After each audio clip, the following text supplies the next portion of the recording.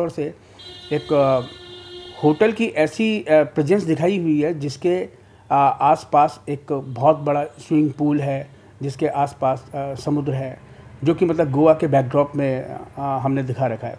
वो हम सिनेमा के अंदर दिखाते हैं, वो हम स्टेज में नहीं दिखा सकते, सिर्फ स्टेज में हम उसको फील कर सकते हैं।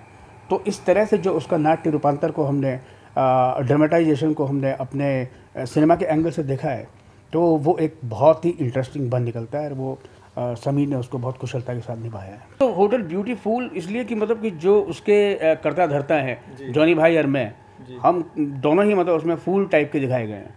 तो कि हमारा जो होटल था वो कहाँ था और उसके बाद ड्रॉप होके कहाँ पहुँच गया, और अब हम इसी कोशिश में लगे हुए हैं कि इसको हम वहाँ लेके जाएं जहाँ ये पहले कभी था। फिल्म के और कास्ट के बारे में मैं ये कहना चाहूँगा कि मतलब कास्ट हमारी जो है वो टैलेंटेड है, लड़के लड़कियाँ सबके सब जो है पूरी तरह से सराबोर होकर के होटल ब्यूटीफुल में घुसी हुई हैं, और सबने अपने अपने किरदार को बहुत ही ज़बरदस्त तरीके से निभाया है। आपको देख के कतई नहीं लगेगा कि मतलब ये इनको बहुत ज़्यादा एक्सपीरियंस नहीं है इस फिल्म के अंदर। मतलब जॉनी साहब बहुत ज़्यादा एक्सपीरियंस लिए हुए हैं, तो मैं थोड़ा बहुत एक्सपीरियंस लिए हुए मैं भी था इस फिल्म के अंदर। और बाकी के जितने कलाकार हैं उनको देख के आपको कतई नहीं लगेगा कि ये बिल्कुल एक्सपीरियंस प्राप्त नहीं है, और बहुत एंटरटेनिंग और बहुत कुशलता के साथ सबने अपना अपना काम निभाया है। ऐसी ही कई इंटरेस्टिंग बातों के लिए सब्सक्राइब कीजिए बॉलीवुड वाला को। Do share your feedbacks, comment on our stories and don't forget to like the stories.